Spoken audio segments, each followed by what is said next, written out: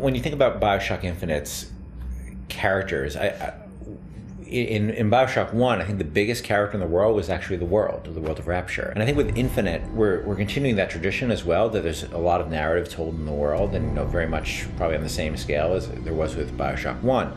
But we also saw an opportunity to bring the dynamic element of storytelling to the characters. And our challenge is, of course, is that we don't have a very presentational medium. I mean, you think about storytelling in a lot of games, you're thinking about going to a cutscene or being locked into place, and that's not something we really like to do. And so we created this character and named two characters, Booker and Elizabeth. One who's a character you inhabit, and the other one is a character that the AI inhabits. Back there at the shop, what you asked me to do. Let's not discuss it. No, what did that thing do to you? If he were to take me back, that's death, Mr. DeWitt. Or something so like it, I cannot tell the difference. Booker is, I think you're going to see him be multi-dimensional throughout the game. Starts off very, very simple, and if you know history at all, he's a former Pinkerton agent, which those were bad guys. Bad guys feared the Pinkertons.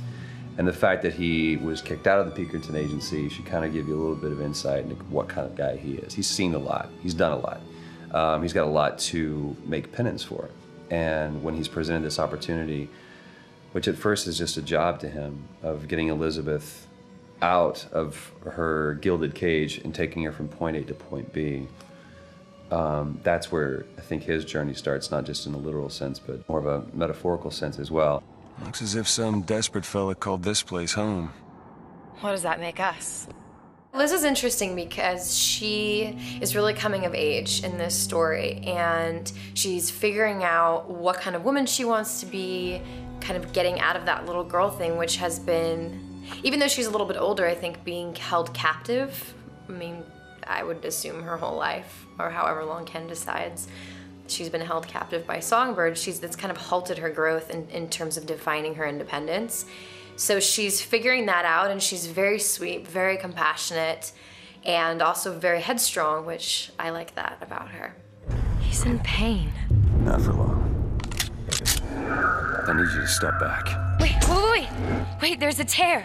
See, right here. Elizabeth, it's just an animal. I can control it this time. It is too powerful. You won't be able to stop it. I wasn't asking for permission. In terms of what I look for in a voice actor, I look for somebody who can inhabit the role. And sometimes they'll bring something to the role that I had no idea, and I'll change the role. With both of them, I think I saw people who sort of inhabited the basics of what I saw in the character, but they were also very good at taking direction. They're very good at responding to feedback, and that's what I mean more. It's less direction and more feedback, because a lot of times I don't even know what I want, and I'm just sort of saying, let's try in this area, and they're very open to that, and they're really generous in the process, and that's been incredibly helpful.